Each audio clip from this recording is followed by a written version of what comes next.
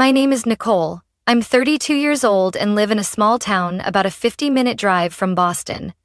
Every morning, I make myself a cup of espresso, listen to the weather report, then walk to my office just over a block away from home. I'm the co-founder of a biotech startup in the healthcare field.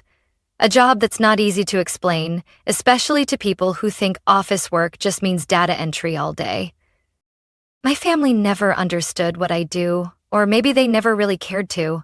To them, I've always been the weird younger sister, the one who dressed simply, never wore much makeup, and was always glued to her laptop or in some meeting. Claire, my older sister, is the one they're proud of. She's 3 years older than me and has always been the perfect daughter in their eyes. Beautiful, graceful, soft-spoken, and charming. Even in family photos, I was just a faint shadow behind Claire's spotlight. On Thanksgiving or Christmas, relatives would gather around her with praise. "Claire, you look stunning in that dress." Or, "Claire, your new boyfriend's a doctor. Impressive." And me? If anyone even remembered I existed, the line was always, "Nicole, yeah, she's doing something in biotech, I think." They spoke as if I were a footnote at the bottom of the page. I used to think if I worked hard enough, if I stayed behind the scenes and carried the load, then one day my parents would finally see me and be proud just like they were of Claire. But no, all the attention, all the expectations, all the compliments, they were always hers. And me? I was always distant, dry, hard to talk to. They never knew I'd stayed at the office until midnight handling a crisis for a public health project worth nearly $2 million, 0 cents. They never asked how it felt to build a company from scratch with 3 college friends. When people ask about my family, I just give a faint smile and say, "We haven't spoken in a while. It's nothing." Not because I'm hiding something, just because there's nothing left to say. We haven't talked in over 2 years. No texts, no calls, no birthday wishes. Just silence, like a broken line nobody bothered to reconnect. I used to believe family was the place you could always return to. But one day, on my mother's birthday, that belief shattered. It was late March. I had just closed a successful funding round with an investment firm from New York. I planned to take 3 days off and fly back early to help my parents prep for Mom's birthday, like I always did. Nothing fancy. I just wanted to help out, like always. When I called to let them know, it was my dad who picked up. "I'm planning to come back early. Let me know if there's anything you need me to pick up or prepare," I said. I still remember his voice.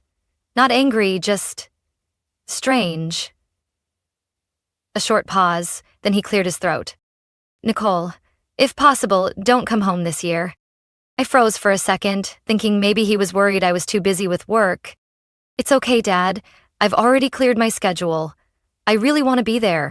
This time, his voice was firm. "Claire is bringing her new boyfriend. He's a CFO. Well-spoken, clearly successful. Your job? Well, it's hard to explain. You showing up would just invite comparisons and make things awkward. So, it's best you stay." I went numb. My chest tightened, a cold sting crawling down my spine. I gripped the phone and said through clenched teeth, "Are you saying I make the family look bad? That I shouldn't come home because I'm an embarrassment?"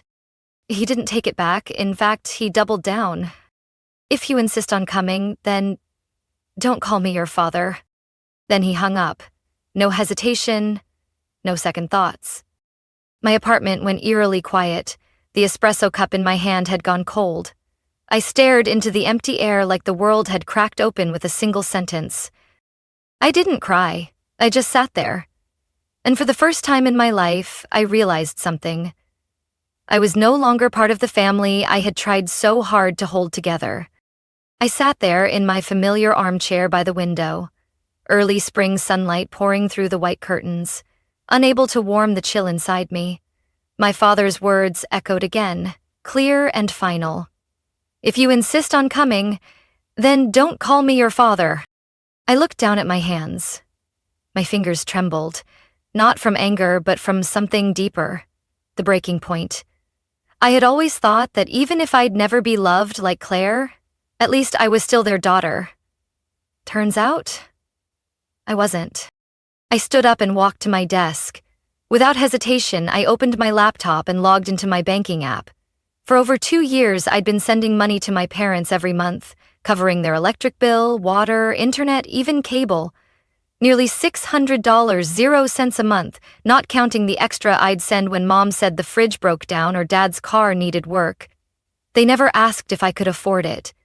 They just said, "Claire's struggling after switching jobs. If you can help, that'd be great." And I helped, quietly, as if it were my duty. As if responsibility were some invisible contract I'd signed the moment I started earning. I opened the transaction history and scrolled. The total popped up. $15,720, 0 cents. My heart sank, not because I regretted it, but because even after all of that, I was never enough.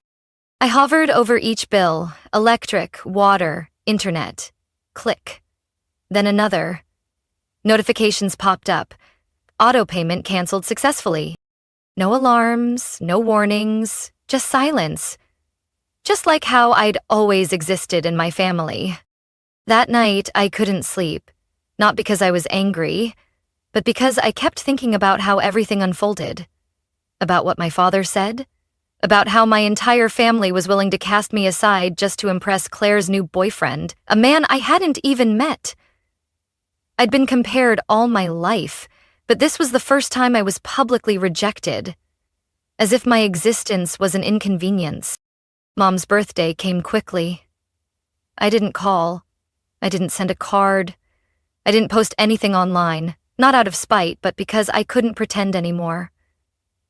At exactly 5 p.m., as I sat on my balcony sipping peppermint tea, my phone buzzed. It was my mom. I stared at the screen for a few seconds, then let it go dark. A message came in right after. "Nicole, why is the power out? Can you check for us?" I set down my tea and opened the next message from Dad. "No water, no internet, call the providers, your mom's freaking out." I sat in silence, eyes fixed on the tree line out back. No anger, no pain, just an eerie calm. They didn't ask, "Are you okay?" Not a word about the phone call. They just wanted me to do what I'd always done, clean up the mess. Then came a text from Claire. "The internet's down, guests are coming, and Mom is almost in tears. What's going on?" I picked up my phone and typed.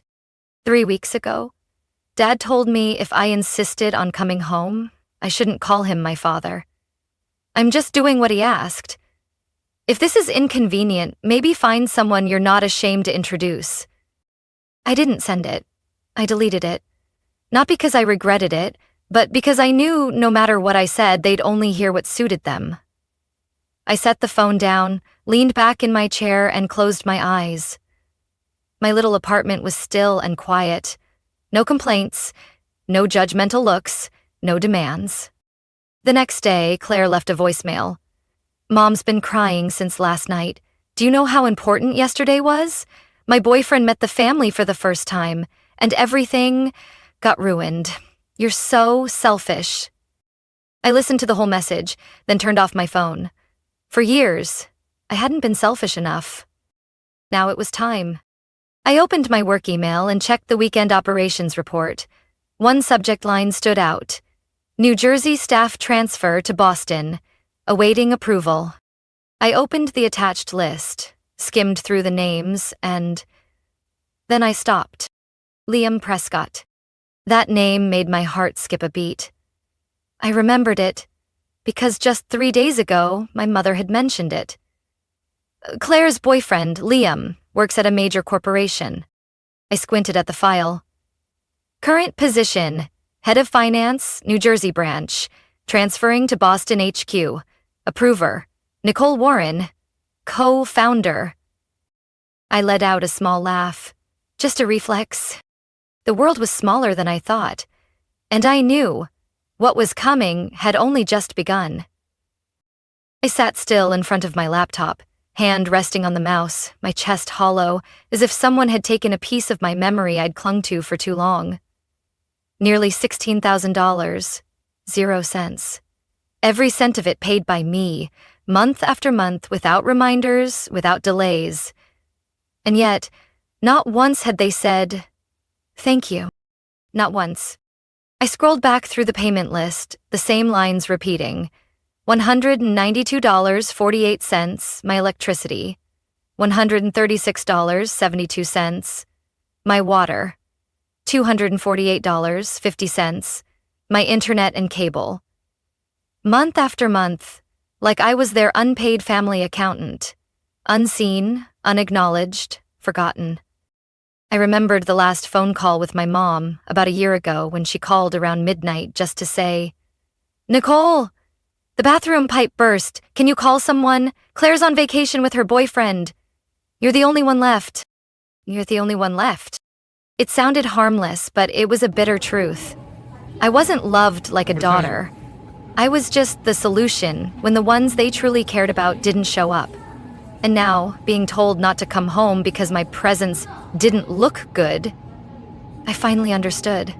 All these years, nothing I did was ever received with love. I was only remembered when a bill needed paying or a problem needed fixing, but when I needed something, no one was there. My phone lit up again, a message from my mom. "Nicole, I know yesterday got a little tense, but if you could take care of the internet bill, that would be great. Claire is trying to keep things calm with the guests." I stared at the message like an outsider.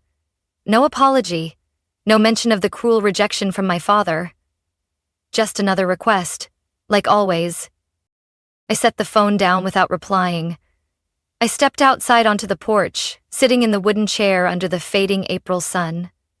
Boston wasn't warm yet, but the crisp air somehow made me feel clearer. I thought about Liam, Claire's new boyfriend, and now my incoming employee. The irony. My family excluded me from Mom's birthday because of him, while he was about to report directly to me. If life were a comedy, this would be its finest punchline. I returned to my desk and opened the email. The subject line stood out.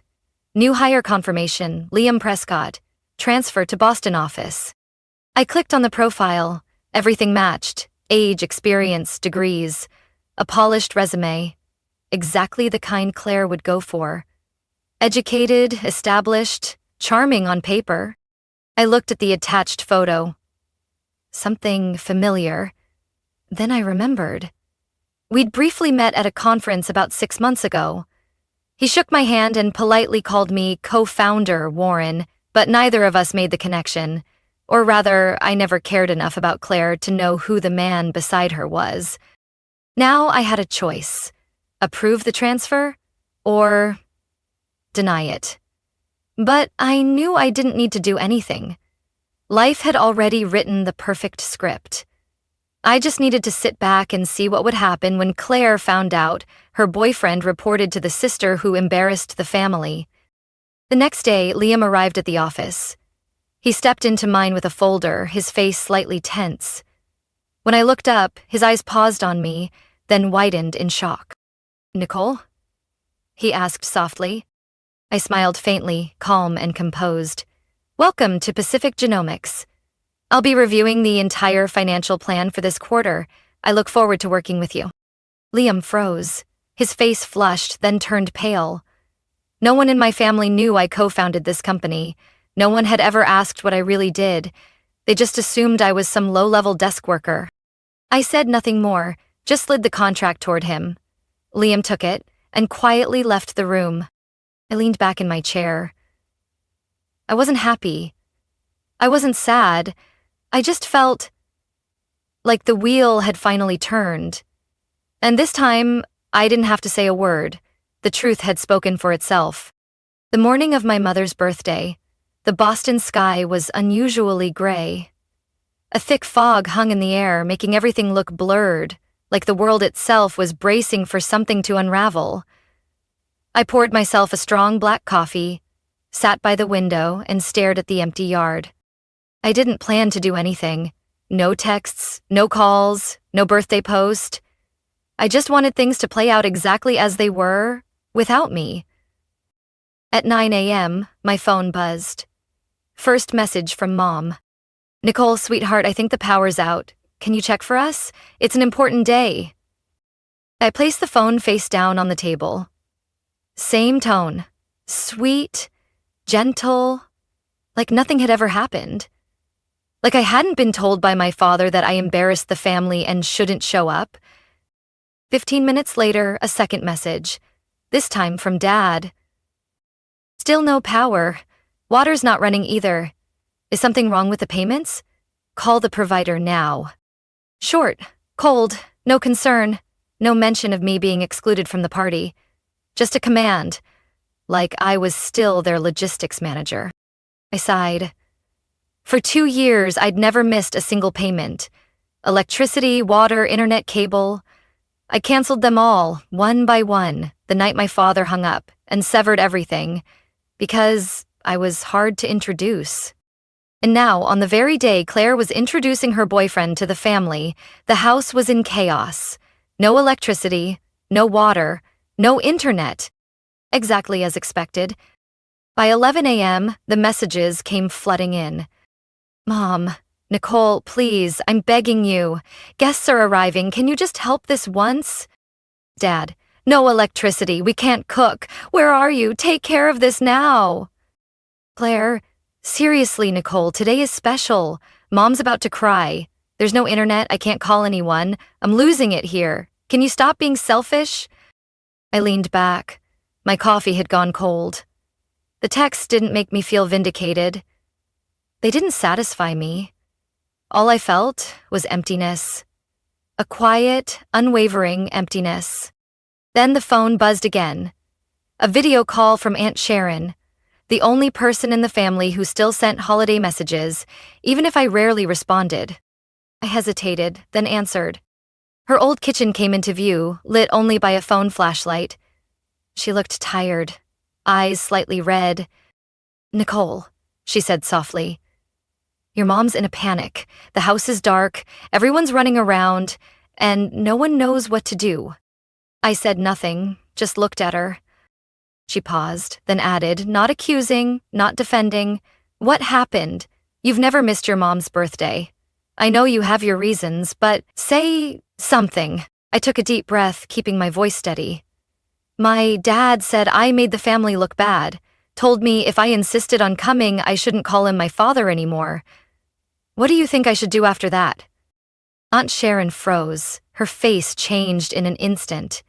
In the background, I heard noise. My mother saying loudly, she's probably just sulking. No one would be heartless enough to do this. Then a sharper voice. Claire, Liam's almost here. Someone call the power company already. I can't believe she did this to us today. I gave a slight, joyless smile. Aunt Sharon heard everything. She didn't defend anyone. Didn't say a word. And then, unexpectedly, the screen shifted. A new face entered the frame. Liam. Same neat suit, same polished expression as in his resume. He stared at the screen and blurted out, almost involuntarily, Nicole? Everyone went silent. You're Nicole Warren, the one who runs Pacific Genomics? I nodded, eyes steady. A long pause. Then Liam turned to everyone in the room. She's my direct superior. And the one who approved my transfer to Boston. Stunned silence. Claire's jaw dropped. My parents froze. No one said a word. I calmly replied, hope your introduction today goes well. Then I ended the call. After the call, I set my phone down without another word. Outside the window, the dim afternoon light filtered weakly through the thick gray clouds. Everything around me was so quiet, it barely felt real. No voices, no follow-up texts, no calls. Just me and a strange, weightless sense of relief, after a truth revealed, not by me, but by them. I didn't need to expose anyone, I just stayed silent, and let everything unfold exactly as it was meant to. Liam had confirmed it clearly. I was his superior. the co-founder of Pacific Genomics, the company they assumed I was just some desk worker for. In that moment, my family's kitchen became a stage where the masks fell, one by one, and no one could stop them. And Claire, my sister, the one who once whispered to Mom that Nicole should pick a job that's easier to introduce, now stood frozen beside a birthday cake that hadn't even been lit. She had tried so hard to impress her boyfriend with empty compliments and a picture-perfect family, but in the end, it was that very boyfriend who called me boss in front of everyone. I could picture the scene like I was watching a replay. My mother, so flustered she nearly dropped the cake tray. My father, red-faced, gripping the edge of the table. And the relatives, those who only showed up for food and judgment, sitting in stunned silence, eyes darting around as they tried to process what just happened. And Aunt Sharon still had the call going, her gaze no longer curious, but something closer to respect. She didn't say much, just gave me a small nod before ending the call. That evening, I got the first message from Claire. Long, messy, a mix of anger and desperation. You knew all along, didn't you? You let it happen right during the party? Mom's been crying all night. Liam doesn't even know how to react. Don't you think that was cruel, Nicole? I watched the message pop up on my screen, but didn't open it right away. I made a cup of ginger tea and sat on the couch, letting the steam ease the tightness in my throat. I didn't feel joy, but I didn't feel guilty either. After about 10 minutes, I finally hit reply. Just a few lines, no need for more. You say I was cruel? I was just at home. I didn't start the video call. I didn't call myself his boss. I didn't do anything. And if a single truth was enough to ruin the whole party, maybe that party was never built on anything solid in the first place. I hit send.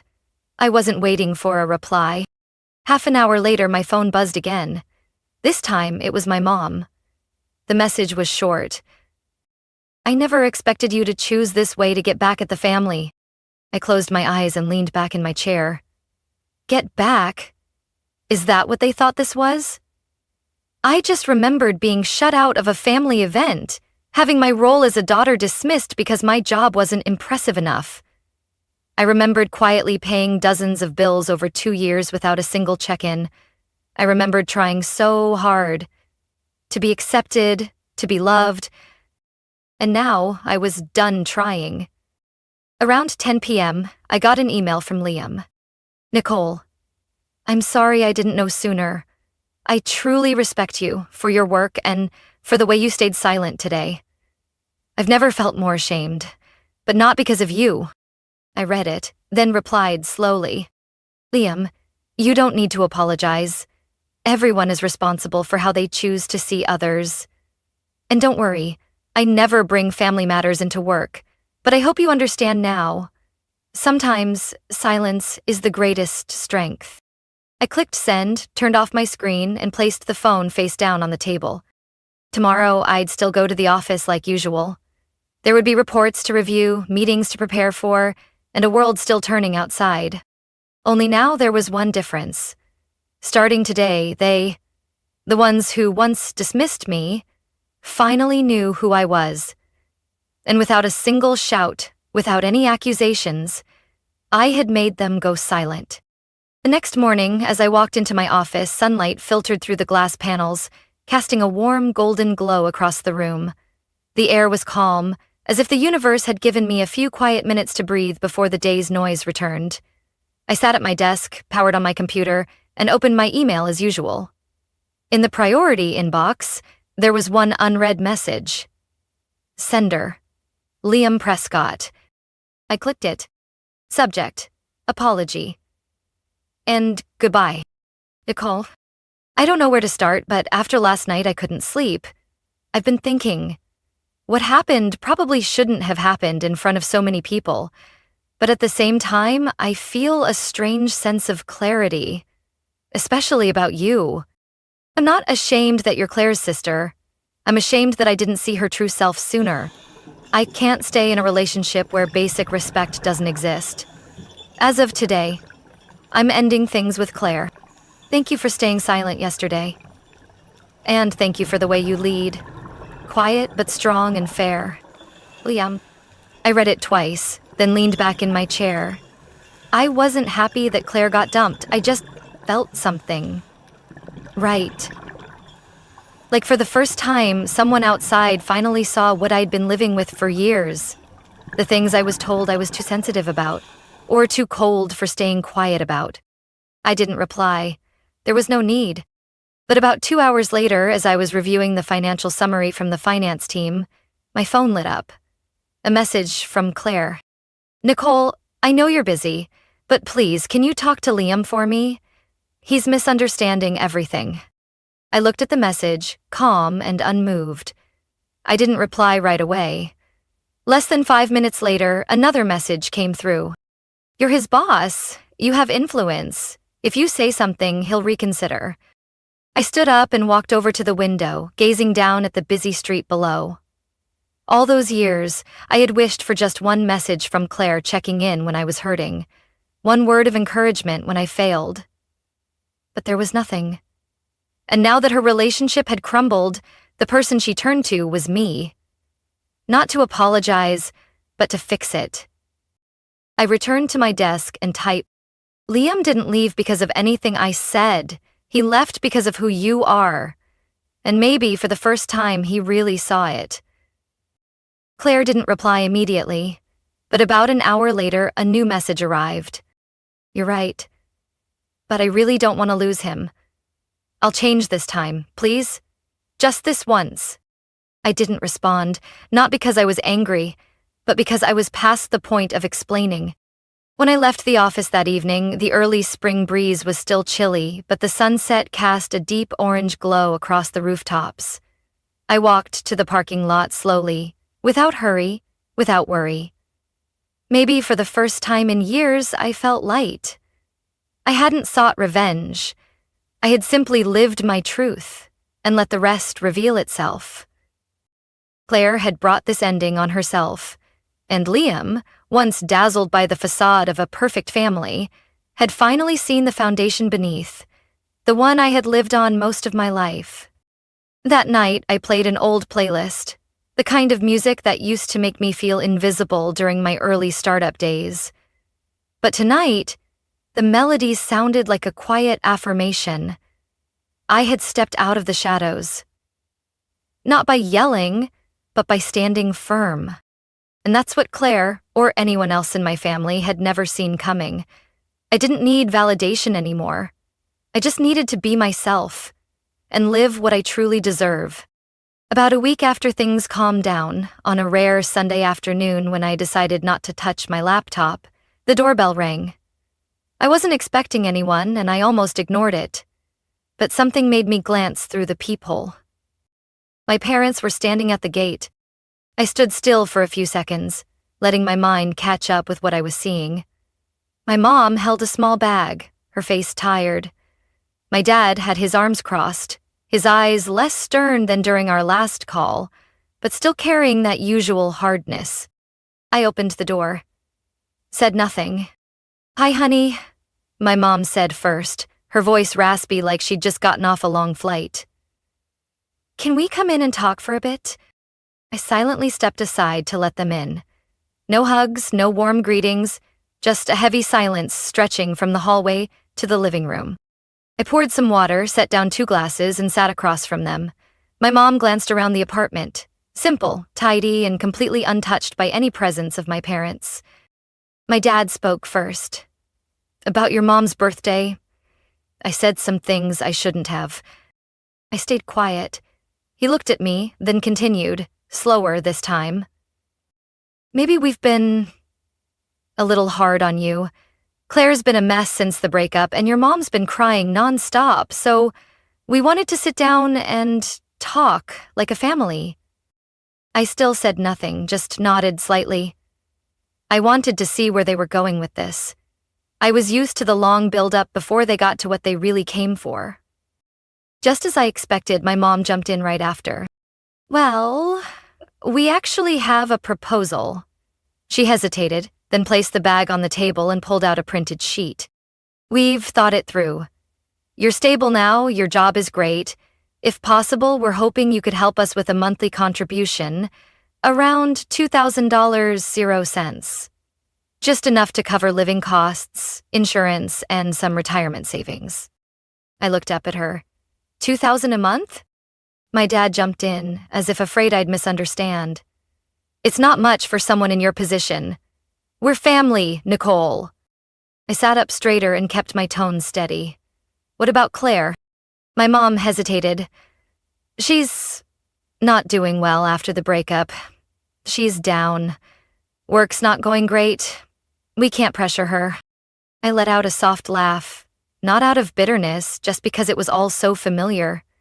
Claire was always the one who couldn't be pressured, and I was always the one who could handle it.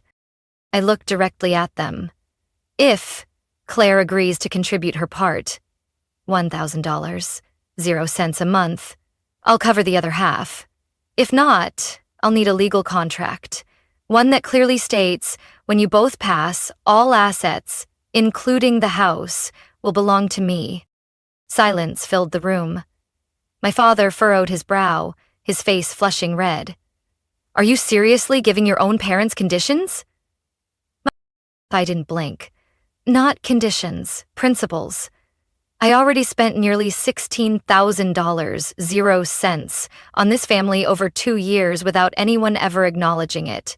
If you want me to continue, then things need to be clear. My mother turned to my father, her voice starting to waver. Maybe we should talk it over? But he shot up from his seat, slamming his hand against the wooden table, making the glasses rattle. We raised her for over 20 years, and now, when we ask for a little help, she demands a contract? Unbelievable. I stayed seated, my eyes locked on him. Dad, I don't owe you. If you think raising me was some kind of investment that needs a return, we can calculate it, line by line.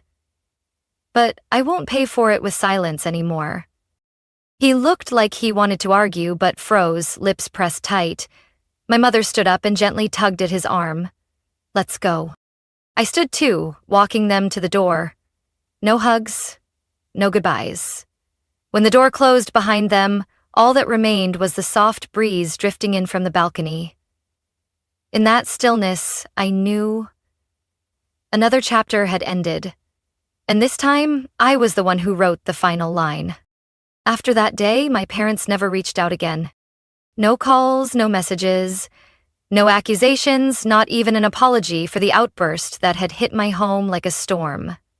As if every disappointment in their lives had been caused by their difficult daughter. But I wasn't surprised. I'd grown used to that kind of silence, the kind that didn't come from shame or remorse, but simply from people who don't know how to speak when they're no longer in control. I kept living my life, quiet mornings with coffee, strategic meetings that ran late into the evening, signing deals with partners who once doubted a young woman could run a biotech company. And through it all, I stopped feeling guilty. I stopped thinking I was wrong for saying no to being the backup wallet, the default caretaker, just because I could handle it. Because eventually you have to understand, love can't be measured in monthly payments, and it can't be forced through a sense of duty. If affection only exists as long as the bills are paid, then it's not family. It's a transaction. I started cutting the invisible strings that tied me to the roles they had assigned me. I no longer used a family photo as my phone wallpaper. I didn't remember Claire's birthday. I didn't mark the holidays to send a little something. I no longer hovered over guilt-ridden messages. I learned to put the period myself, instead of waiting for them to start with an apology. One day, during a team meeting, Liam, now officially our company's head of finance, walked in with an investment report. He worked with focus, professionalism, and always kept a respectful distance. We never talked about Claire, not once, and I appreciated that. Some things, when fully understood, are best left unspoken. That afternoon, as I left the office, it was drizzling. I stopped by a familiar cafe, choosing a seat by the window. On the wall was a carved wooden sign. Home is not always a place. Sometimes, it's a choice. I sat there, sipping a hot latte, reflecting on the path I'd taken. There was a time when I believed that if I just stayed quiet, gentle, and responsible enough, I would eventually be accepted. But the truth is, if you let people get used to disrespecting you, they'll start seeing your sacrifices as obligations and your silence as agreement. I chose to stand up, not to go against my family, but to protect myself. I chose to set boundaries, not because I'm selfish, but because I finally understood. Self-worth can't be defined by someone else's pity or sudden needs. And if someone were to ask me, Nicole, do you regret not helping your parents when they needed you? My answer would be, I regret that it took me so long to realize I deserved more than that.